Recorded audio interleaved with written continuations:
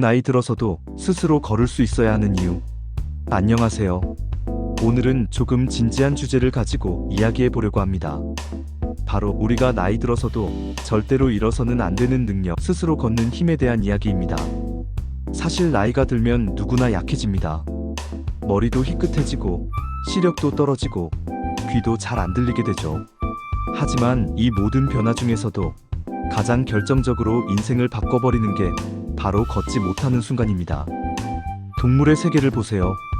아무리 힘센 사자, 호랑이라도 다리를 다쳐서 제대로 걸을 수 없게 되면 어떻게 될까요? 금방 하이에나 같은 다른 동물들에게 목숨을 빼앗깁니다. 사람도 마찬가지입니다. 나이가 들어서 스스로 걷지 못하는 순간부터 우리의 삶은 급격하게 달라집니다. 첫 번째 이유, 자립성의 상실. 걷지 못한다는 건 단순히 다리가 불편한 게 아닙니다. 화장실 가는 것, 밥을 챙겨 먹는 것, 목욕하는 것, 이런 기본적인 생활조차 누군가의 도움을 받아야 하죠. 도움을 받는 게 고맙기도 하지만 속으로는 자존심이 무너집니다. 나 혼자 해내지 못한다는 사실이 생각보다 큰 상처가 되거든요. 반대로 걸을 수 있다는 건 작은 것 같지만 나의 자유를 지키는 겁니다. 내가 원할 때 화장실에 갈 수 있고 내가 가고 싶은 곳에 직접 갈 수 있는 것. 이게 어르신들에게는 얼마나 큰 자존심인지 모릅니다. 두 번째 이유, 건강의 기초는 걷기에서 시작된다. 걷는 건 단순히 다리만 움직이는 게 아닙니다. 심장, 폐, 혈관, 근육, 뼈, 관절이 다 같이 움직여야 가능해요. 그래서 걷는 게 곧 전신 건강의 기본입니다. 연구 결과를 보면 꾸준히 걷는 노인은 그렇지 않은 노인보다 심혈관 질환, 당뇨, 치매 발병률이 훨씬 낮습니다. 또 넘어져도 뼈가 쉽게 부러지지 않고 회복 속도도 빠릅니다. 결국 걷는 능력을 유지하는 게 병원비를 줄이는 최고의 비결인 셈이죠. 세 번째 이유, 사회적 관계 유지. 걸을 수 있어야 시장에 가고 병원도 가고 친구도 만나죠. 교회든 성당이든 모임에도 갈 수 있습니다. 그런데 걷지 못하면 집 안에만 갇히게 되고 점점 사람들과 멀어집니다. 그렇게 고립이 시작되면 우울증이 찾아오고 치매로 이어지는 경우도 많습니다.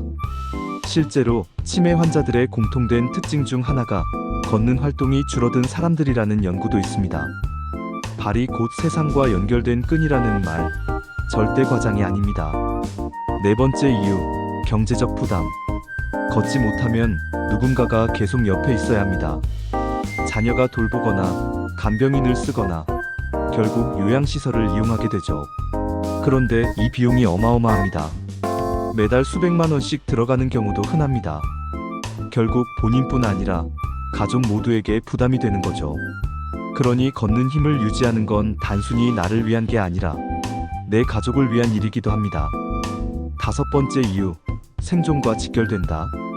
갑자기 집에 불이 났다고 상상해보세요. 스스로 걸을 수 있다면 대피할 수 있습니다.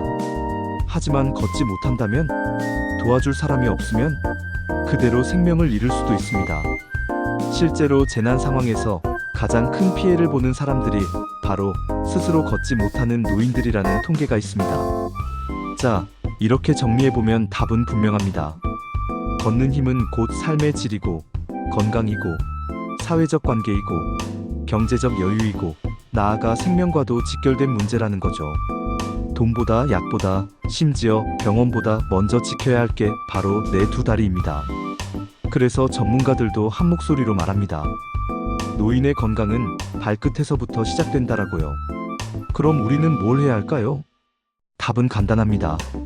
지금부터라도 꾸준히 걷는 습관을 들이는 것. 하루에 30분 이상, 그것도 어렵다면 10분이라도 좋습니다. 아침에 가볍게 동네 한 바퀴 돌고 엘리베이터 대신 계단을 이용하는 작은 습관이 노후의 인생을 바꿉니다.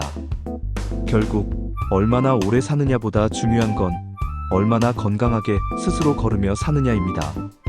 여러분, 지금 이 영상이 도움이 되셨다면 구독과 좋아요를 눌러주시고 오늘부터라도 꼭 걸어보세요. 그것이 노후를 지키는 가장 확실한 보험입니다.